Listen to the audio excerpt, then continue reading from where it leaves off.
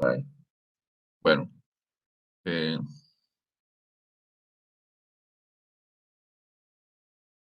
sí, disculpen que no haya comenzado a grabar desde un principio.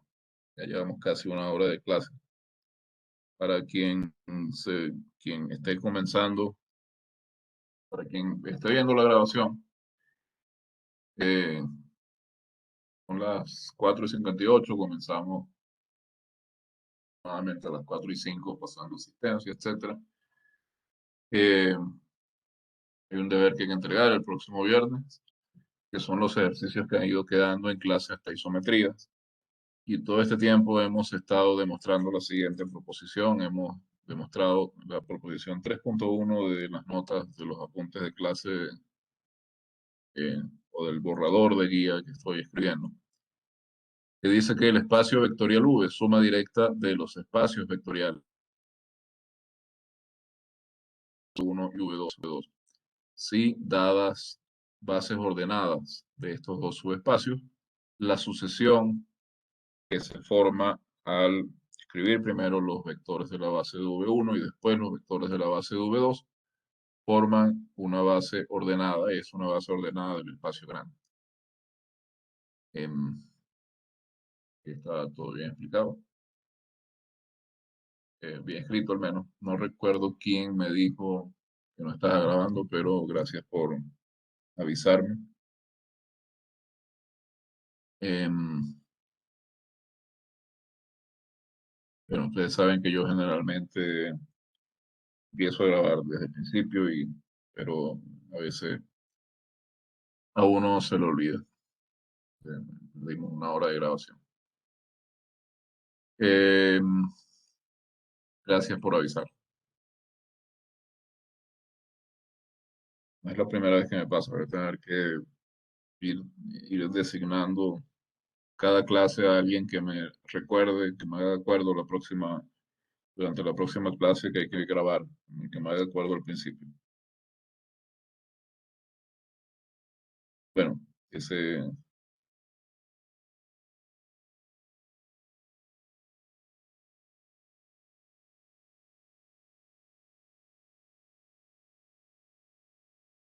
cuando digo gracias por recordarme que tenía que comenzar a grabar, quiero decir, por supuesto, gracias por hacerme acuerdo que tenía que comenzar a grabar, pero es uno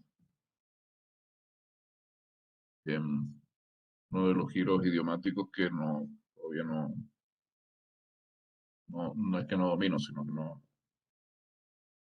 no he incorporado a mi habla cotidiana, a diferencia de algunos otros.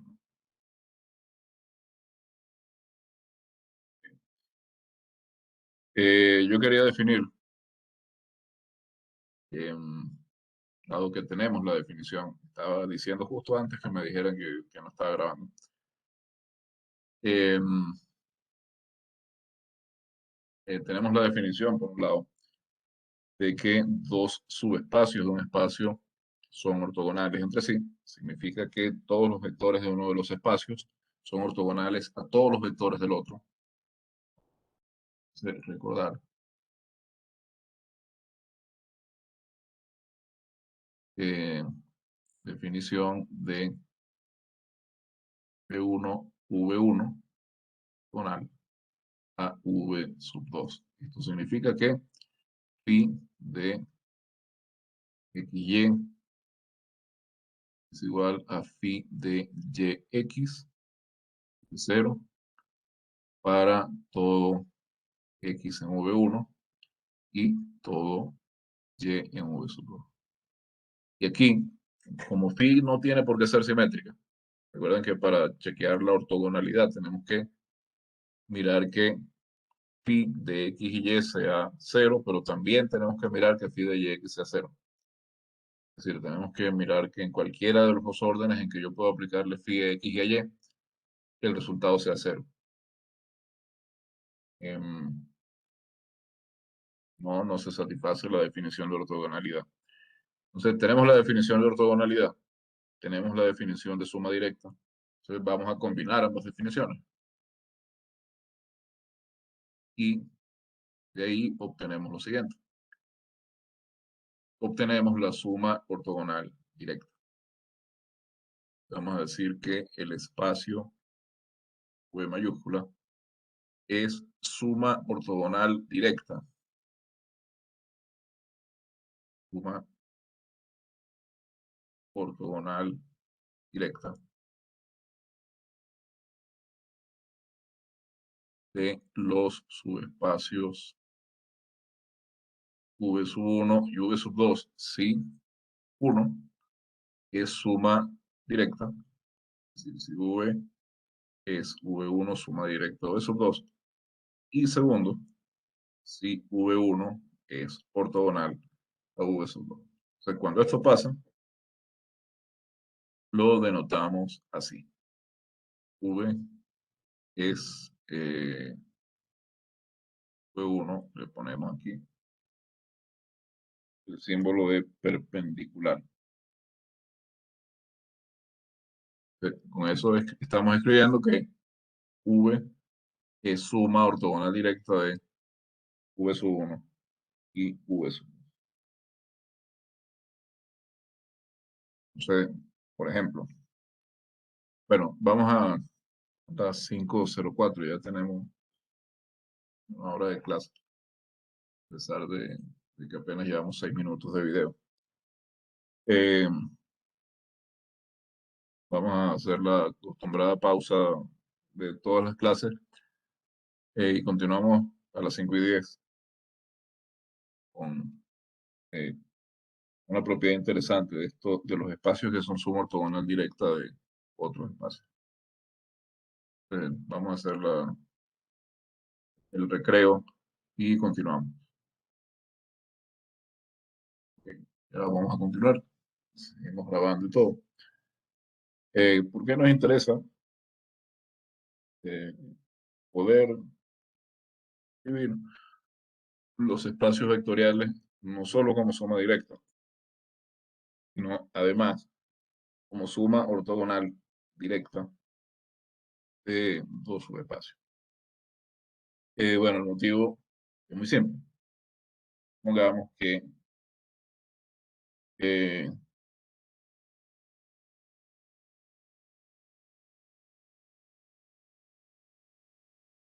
algo en un orden que no era el orden que tenía que escribir.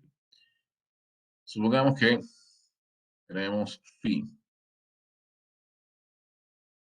Vamos a poner aquí, ¿por qué nos interesa esto?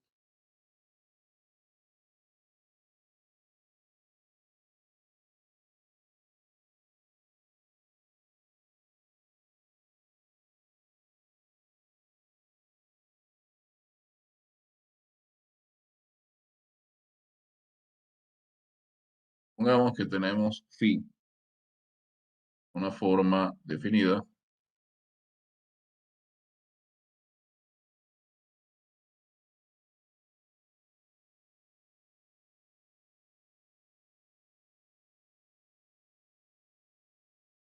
sobre una forma, sea bilineal o sesquilineal, definida sobre el espacio V. ¿Eh? Entonces, y déjeme anotar aquí la observación en el zorro para corregir luego.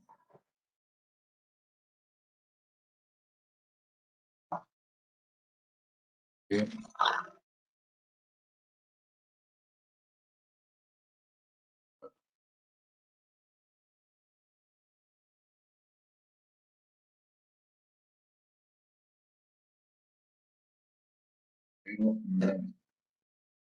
ya lo encontré.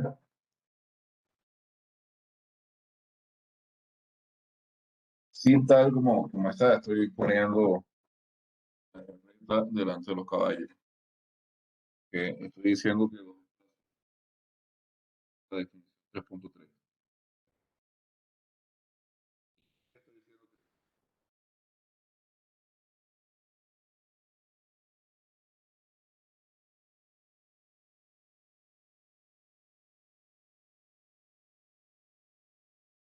Son ortogonales respecto de una cierta. Pero hay en notas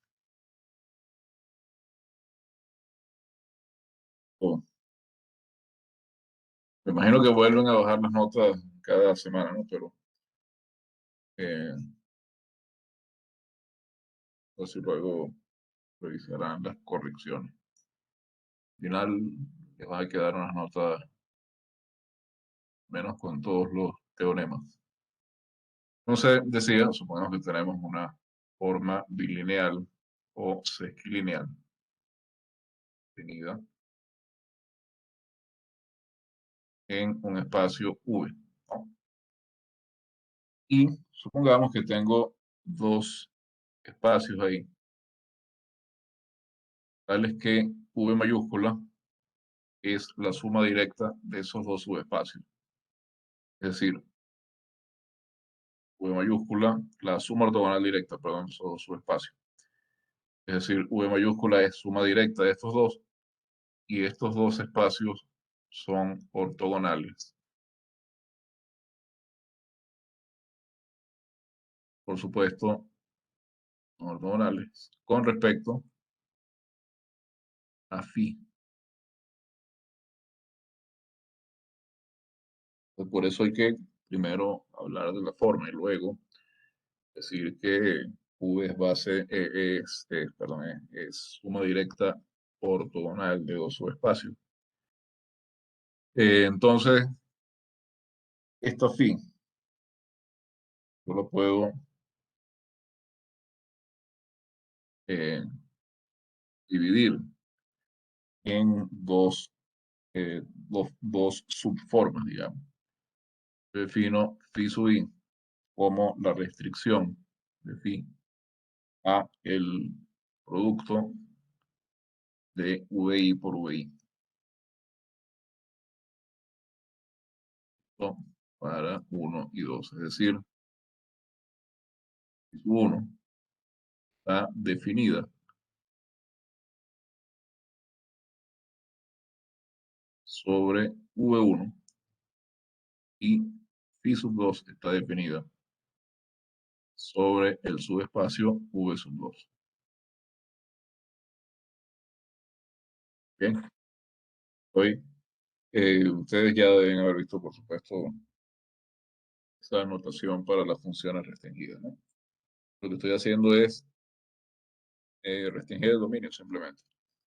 En vez de tomar todo V cruz V, estoy tomando V1 cruz V1 en un caso, V2 cruz V sub 2 en el otro caso.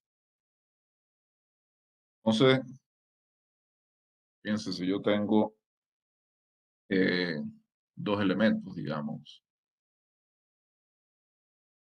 cualesquiera, en mi espacio vectorial V mayúscula,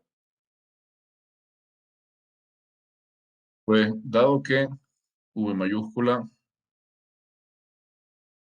es suma directa de estos dos espacios, existen U sub 1 y V sub 1 en V1. Estos son únicos. Y U sub 2, V sub 2 en V sub 2. 4 son los únicos que tienen la propiedad que voy a decir. Tal es que U es U sub 1 más U sub 2 y V es V sub 1 más V sub 2. Bien,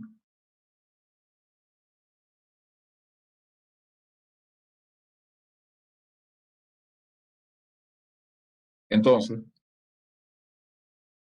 ahora miro phi de UV.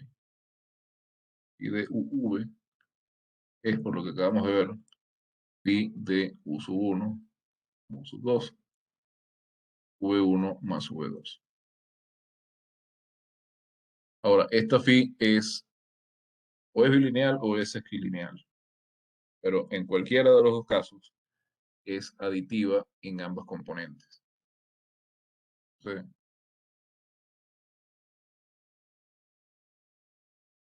uso la aditividad en la primera componente.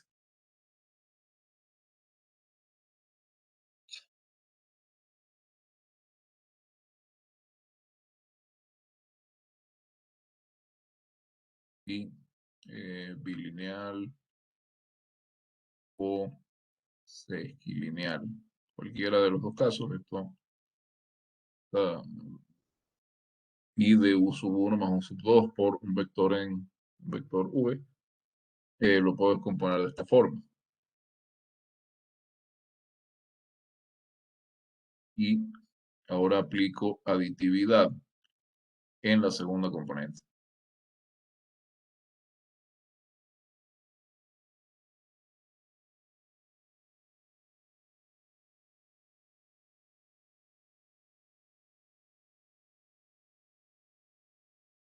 Por la misma razón, como phi es bilineal o sesquilineal, si es sesquilineal, eso solamente afecta si yo quiero, si yo estoy multiplicando la segunda componente por un escalar, y si quiero sacar el escalar de la forma, que eh, sale conjugado.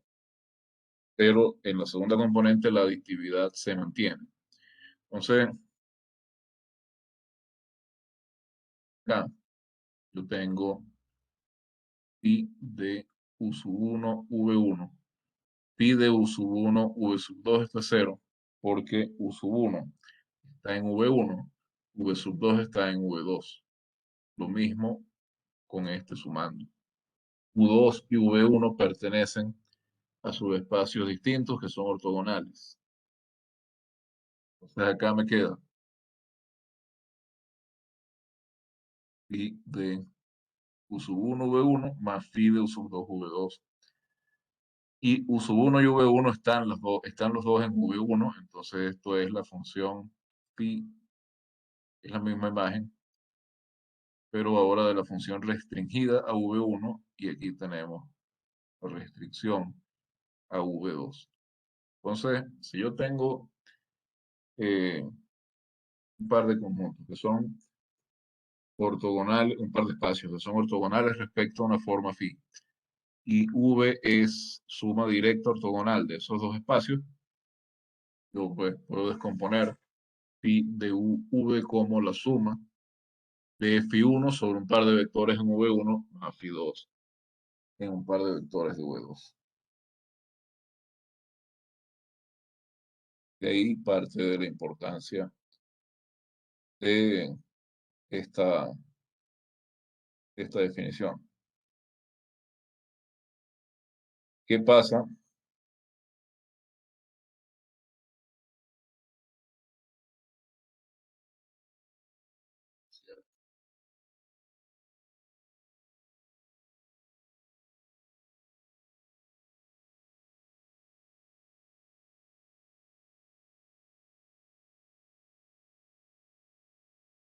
Chequeando que si estuviéramos grabando.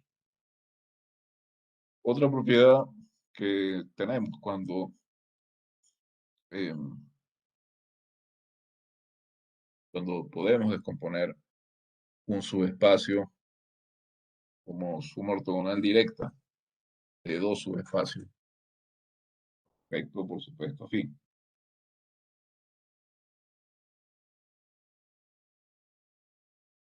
Y forma medida en V, bilineal, o sea, lineal. Tengo una base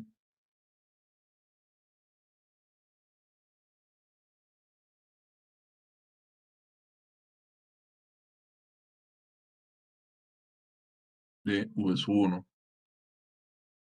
y una base de V sub 2.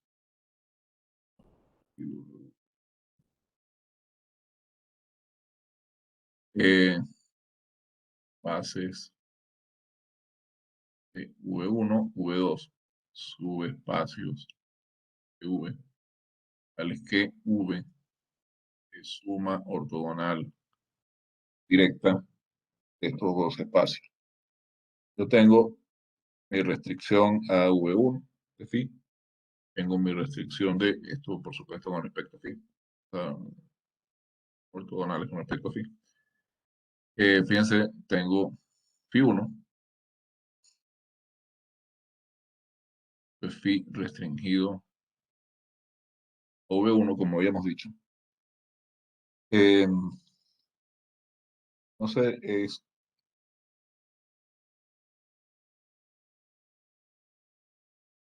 una función que va de acá a acá. Y es bilineal si phi es bilineal. Y es equilineal si phi es equilineal. Ahora, nos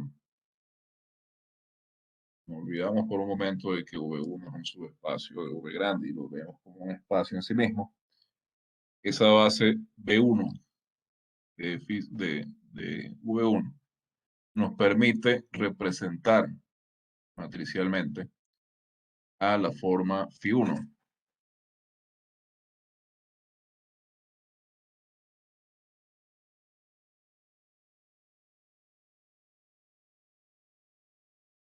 Entonces tenemos la representación de Φ1 sobre la base B1. Esto es una matriz que va a pertenecer a que va a tener K por K componentes. K va a ser de tamaño K por K. ¿eh? Y ya sabemos, esto lo que hace es que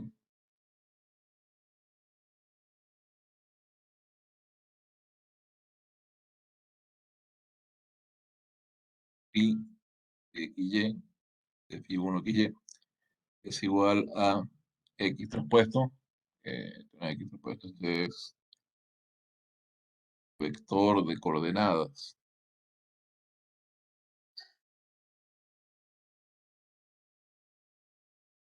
de X sobre la base B1, el vector psi traspuesto de esta matriz,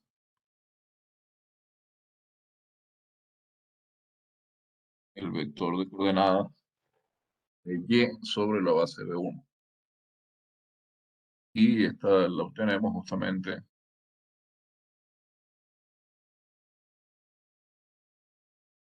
que esta es una matriz M.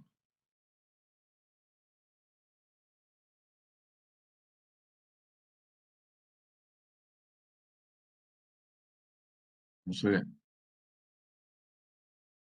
la componente IJ de esto, ¿sí? Es Φ1 aplicado a V y VJ.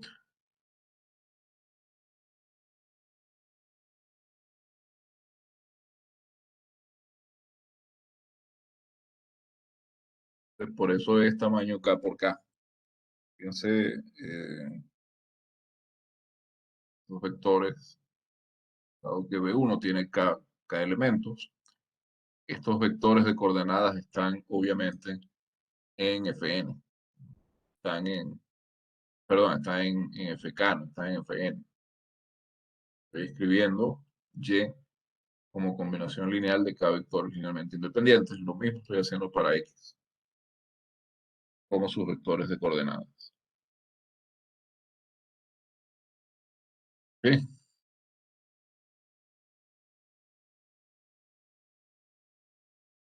¿Sí lo vemos?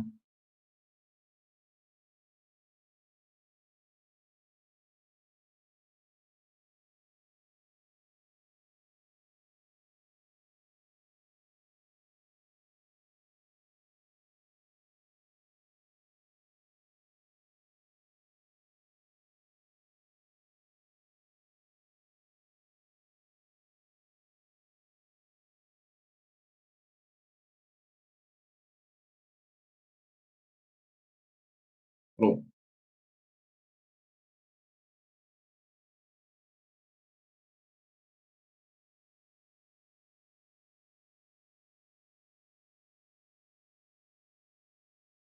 escuchan. Sí, profe. Ok.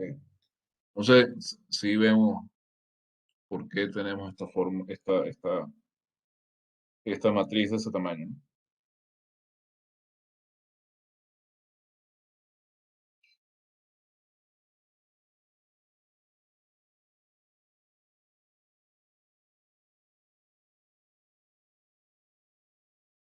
Sí, profe. Ok, entonces no hay preguntas sobre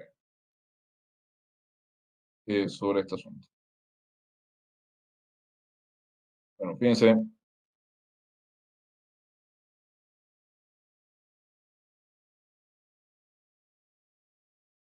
que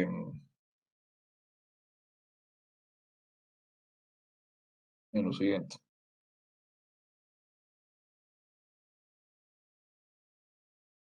nosotros podemos hacer lo mismo en la pausa.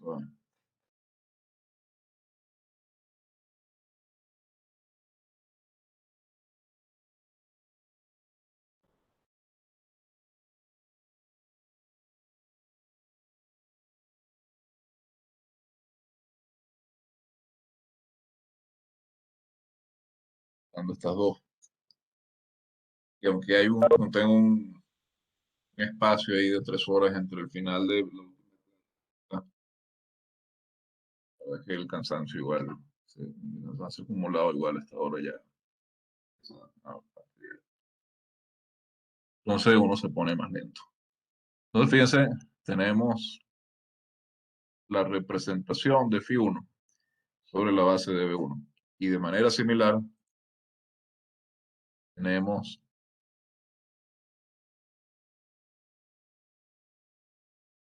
la representación de Φ2. Vamos a llamar a esta M1, digamos. Φ2 sobre la base B sub 2. Porque Φ2 lo estamos viendo en efecto como una forma bilineal o sesquilineal sobre un espacio que tiene dimensión M. Entonces, esta matriz M sub 2 pertenece a una matriz de tamaño M por M.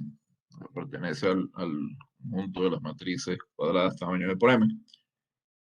Y esta matriz, pues, de nuevo, lo que que hace es lo siguiente. Yo tengo que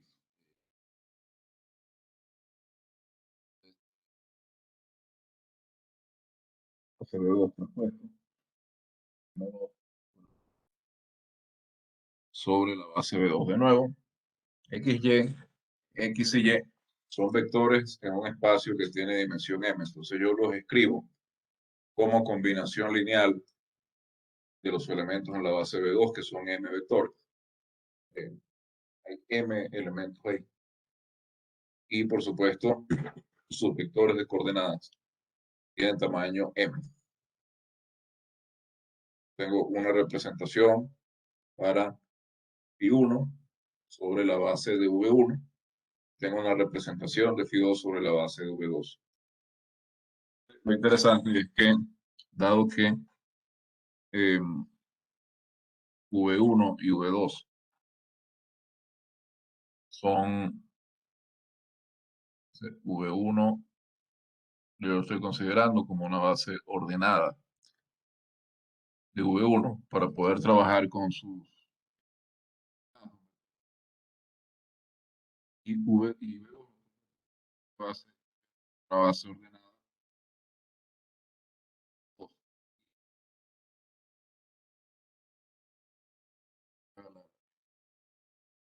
Tres, uno, sí, y mismo no voy a hacer que hubiera copiado mal. 3.1. ¿Qué me dice?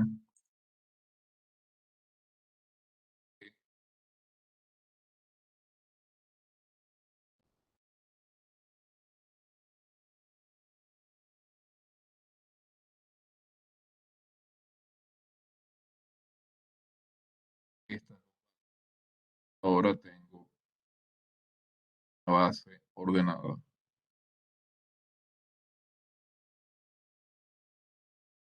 porque, desde luego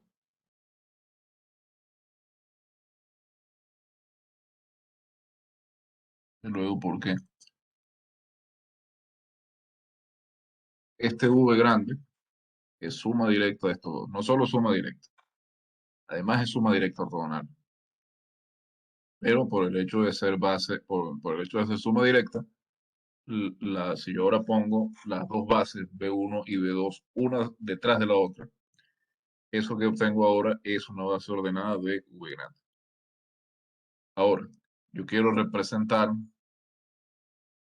fíjense, quiero representar phi sobre esta base B. ¿Qué es lo que tengo que hacer? Bueno, vamos a suponer que este vector, esta base yo la llamo, a esta matriz, perdón, yo la llamo M. Ahora sí, tengo M1, M2, aquí tengo M.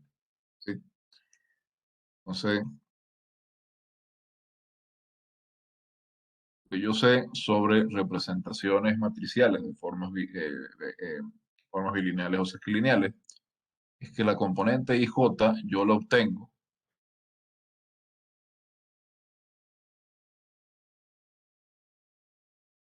aplicándole phi a U sub I y a U sub J, donde B es U sub 1, 2, y la base esta está ordenada en escribirlo entre paréntesis. Todas las bases con las que estamos trabajando son ordenadas, pero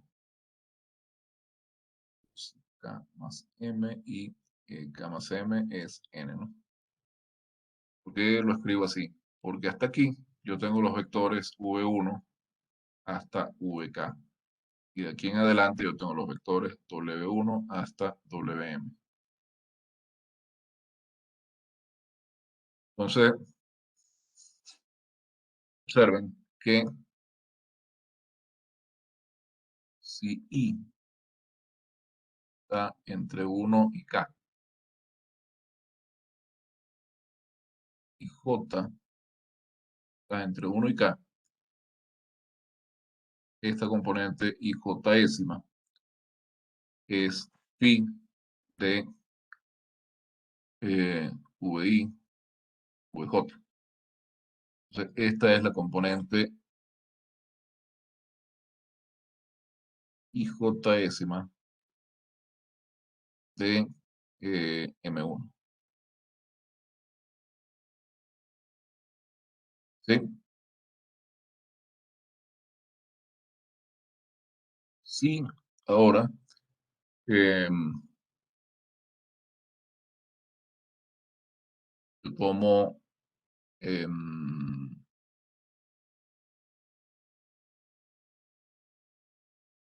fíjense, voy a tomar aquí a partir de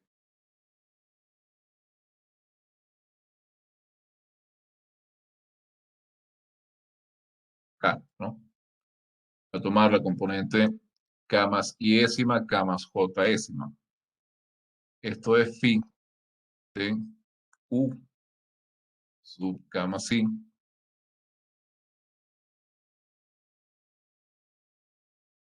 U de U sub K más J, y J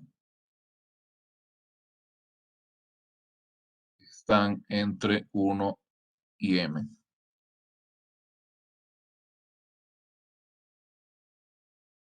Entonces, esto es phi de WI, WJ. Esto que está acá es la componente IJésima de M2. Por otra parte, si ahora uno toma la componente IJésima de esta matriz M, suponiendo que tengo esta I eh, mayor que K, ¿no? Y mayor que K, y J menor que M, menor que N, y J menor o igual que M, menor o igual que N, ¿no? Entonces, fíjese, esto es phi de U sub I. Y acá tengo V sub J. Bueno, este es U sub J.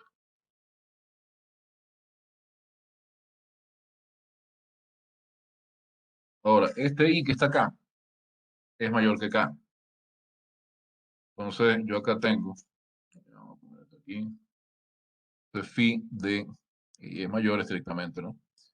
Esto es phi de U sub K más L, digamos, con L eh, entre 1 y M. Y acá U sub J, entonces esto es phi de W sub L, y acá tengo V sub J. Este está en la base de V2, este está en la base de V1. Entonces, esto es cero. Y siendo algo parecido, nosotros podemos completar la demostración de que M es esta matriz por bloque.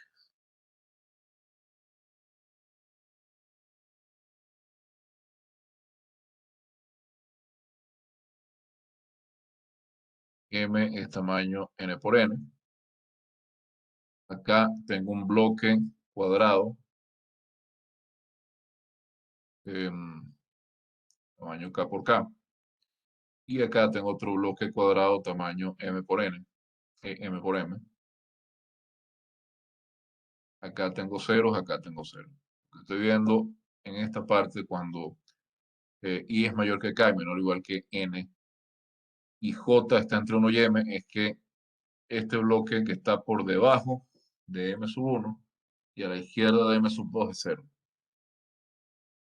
Similarmente puedo verificar que el bloque que está a la derecha de M1 por encima de M2 es cero también. Simplemente porque ahí yo estoy haciendo fin de un vector que está en la base B1 por un vector que está en la base B2. Entonces, vamos a dejar como ejercicio completar esta demostración.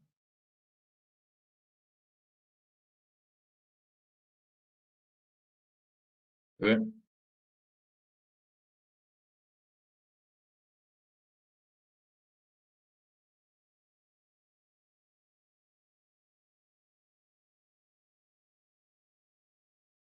Profe, una pregunta.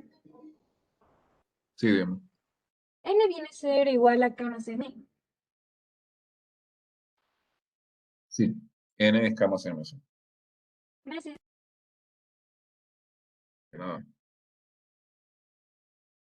Sí, sí, disculpen, no sé si lo escribí ahí, pero si no lo escribí, debí haberlo hecho.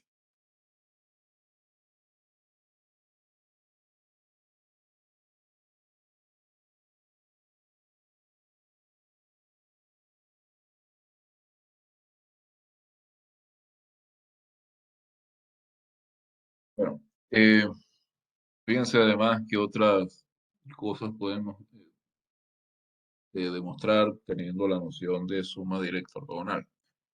Tenemos em, tal cual como teníamos para las transformaciones lineales, nosotros y para matrices, en el fondo es lo mismo, cuando hablamos de espacios de dimensión finita, nosotros podemos definir también un núcleo para las formas bilineales o sesquilineales. Entonces,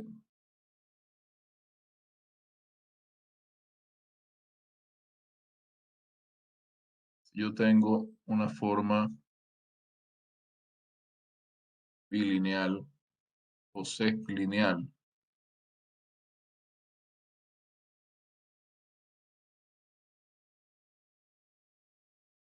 en el espacio V. Yo puedo definir el kernel de V,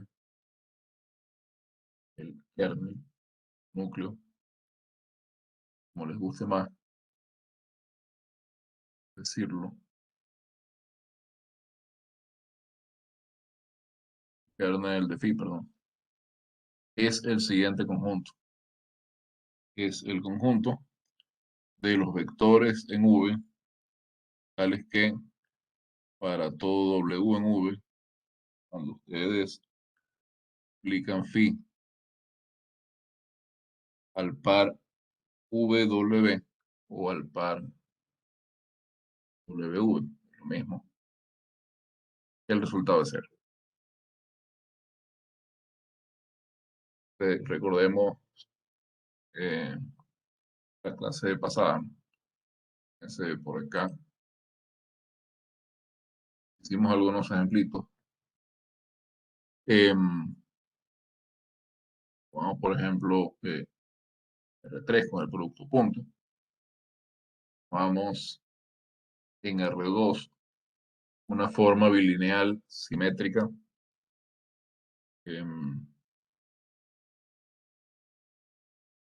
Respecto de la cual yo tenía acá dos conjuntos que eran ortogonales. Entonces, eh, vamos a luego a ver, luego de definir el kernel, hacer un par de cosas, vamos a ver algunos ejemplos de lo que hemos estado diciendo, bueno, si no da tiempo, eh, de espacios que se descomponen como suma directa de otros subespacios, etc. Como suma ortogonal directa, y vamos a ver esto de la matriz y de encontrar el núcleo de una forma bilineal o sequilineal. El núcleo, por supuesto, de pi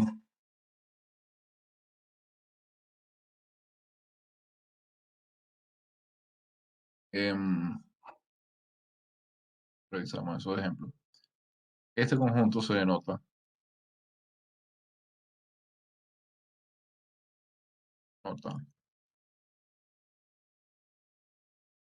así, que era de phi. Ya le puedo poner núcleo de phi, como prefieran. Pero bueno, yo voy a usar que más eh, acostumbrado. Entonces, en primer lugar, observemos que el núcleo kernel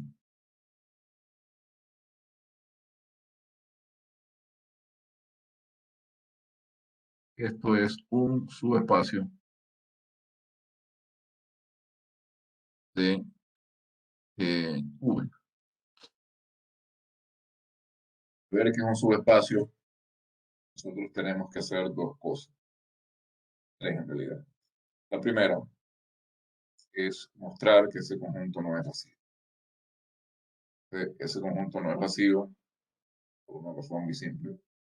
Es que cuando yo hago phi de cero, ¿no?, con cualquier otro vector, el resultado es cero. Pero eso es algo que no sé, es muy simple, muy simple.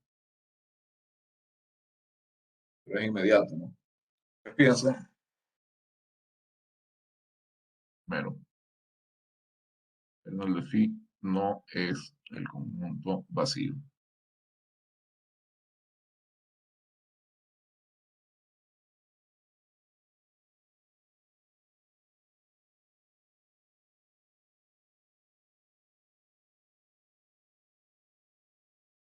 ¿Cómo podemos demostrar eso? A ver.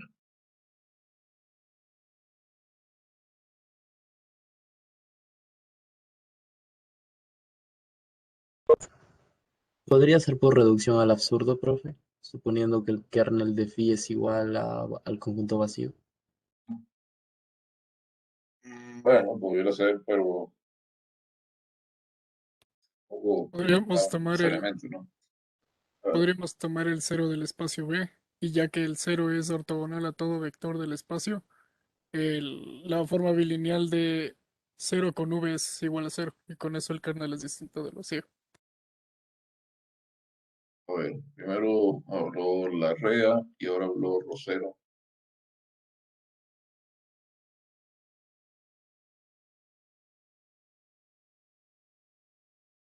Am,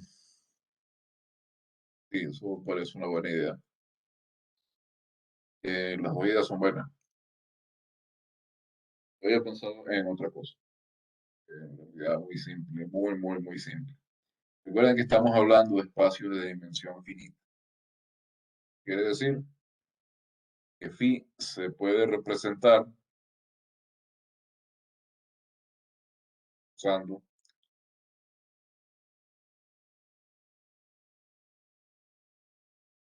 claro, a largo.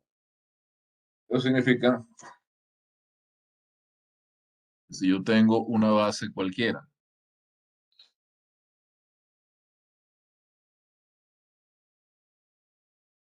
este vector v, y por supuesto tiene que ser una base ordenada. Entonces yo puedo representar este phi mediante esta base. Esto es una matriz, esto está en este espacio, es una matriz tamaño n por n, cuyas componentes son todas elementos del cuerpo F, ¿no? Entonces fíjense, el 0, como el 0 en B. 0 es igual.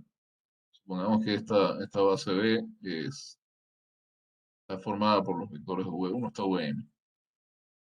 0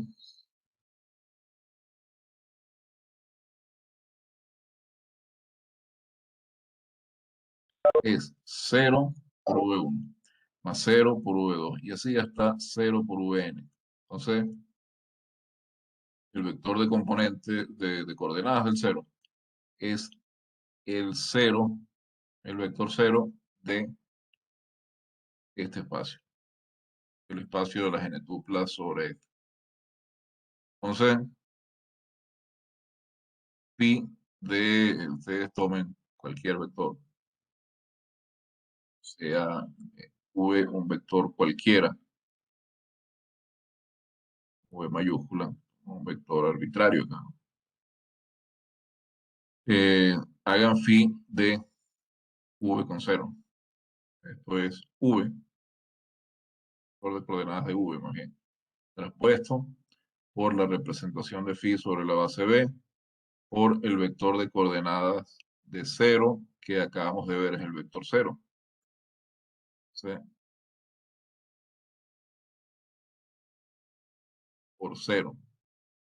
Acá, evidentemente, cualquier matriz por el vector 0 da el vector 0. Esto es este vector por el vector 0. Esto es 0. Similarmente,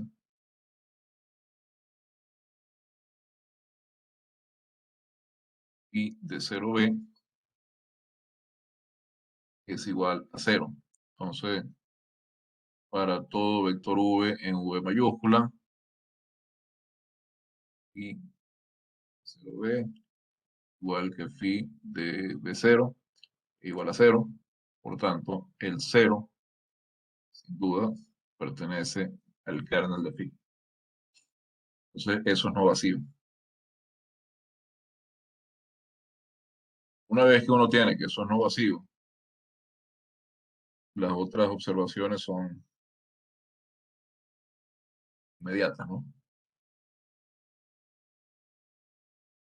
Las otras condiciones son inmediatas. Porque si uno tiene, digamos que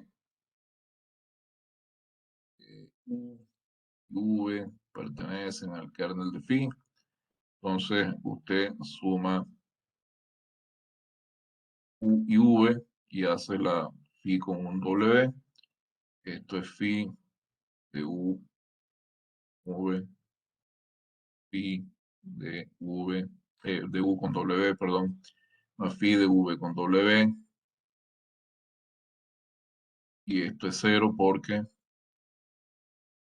estos dos señores están en el kernel de phi. Similarmente,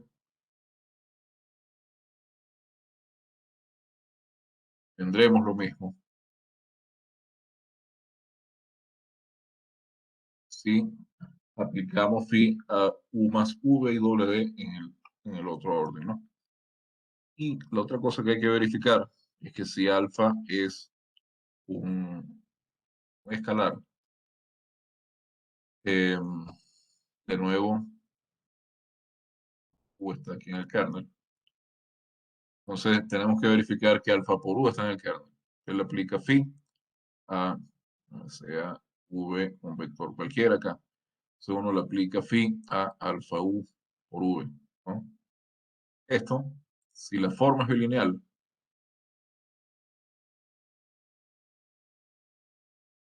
alfa por phi de v. Está. Alfa por 0 y esto es 0. Si la forma es bilineal, entonces aquí tengo phi de v por alfa u. Me sale alfa. Phi de v por u, perdón. Esto es alfa por 0 otra vez, esto es 0. Phi es bilineal. Si phi es sesquilineal, tengo que phi de v alfa u o de alfa, y aquí tengo phi de v u, pero esto es 0. Esto es alfa conjugado por 0. Y eso es 0. En efecto, el kernel de phi es un subespacio vectorial del espacio V donde está definida la forma phi.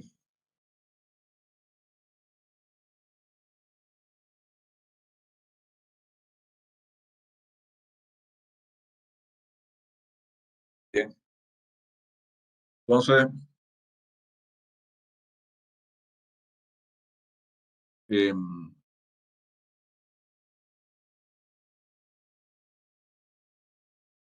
otra observación.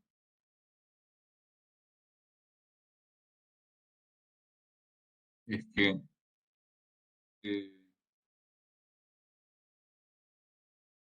pero después tenemos que el problema que vimos hace algunas clases, el lema 3.2 que dice que una forma phi es no singular, si solamente si, para todo x distinto de 0 existe un y distinto de 0, tal que phi de x y distinto de 0. Bueno, ese lema significa que phi es no singular si y solamente si el kernel de phi es el subespacio trivial. Entonces, si phi es no singular, el kernel de phi es el subespacio trivial. Si el kernel de phi es el subespacio trivial, entonces, eh, entonces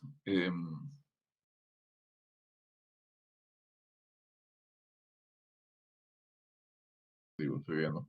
Si el kernel de phi es el subespacio trivial, entonces phi es no singular. ¿Sí? Eso nos da como resultado el lema que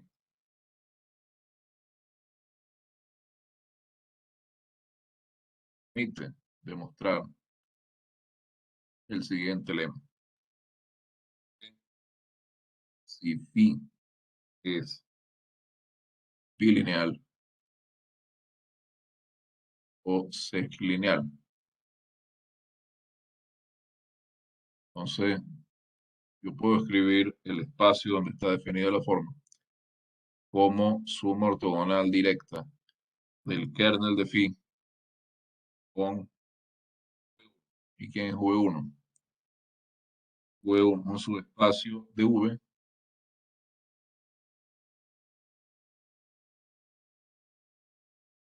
con phi no singular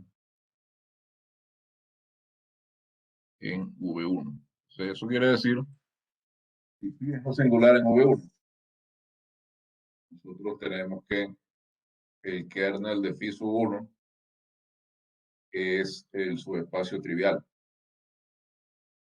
Por definición de kernel, tengo que kernel de phi y V1 son ortogonales. Y por el hecho de que solo se intersecan en el espacio trivial, tengo que que V es suma ortogonal directa de los dos. Simplificando la cosa, el argumento es ese. Y resulta que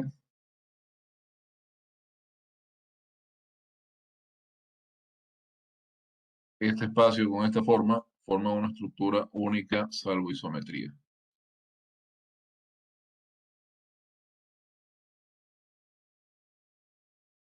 Eso era nuestro interés en estudiar isometría. Entonces, con este lema, lo interesante de este lema es que podemos descartar, digamos, la parte no singular de una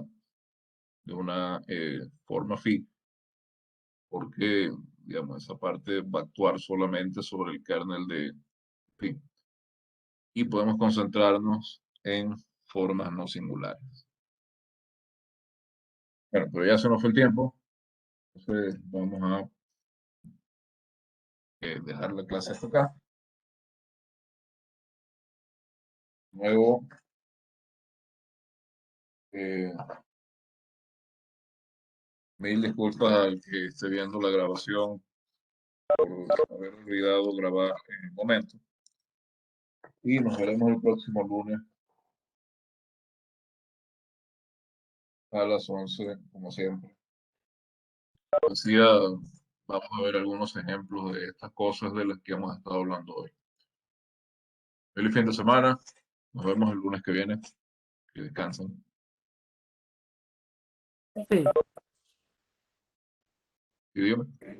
disculpe, profe, no sé si me anotó mi participación en la demostración de la Sí, independencia legal de la base. Ah, ya, muchas gracias, sí, profe. Es que me claro. olvidé de explicar. De nada.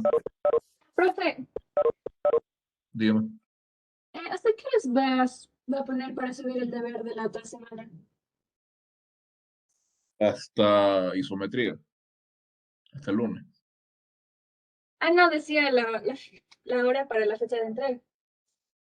Ah, hasta en la noche. Largo de todo el día. Ya, gracias, profe.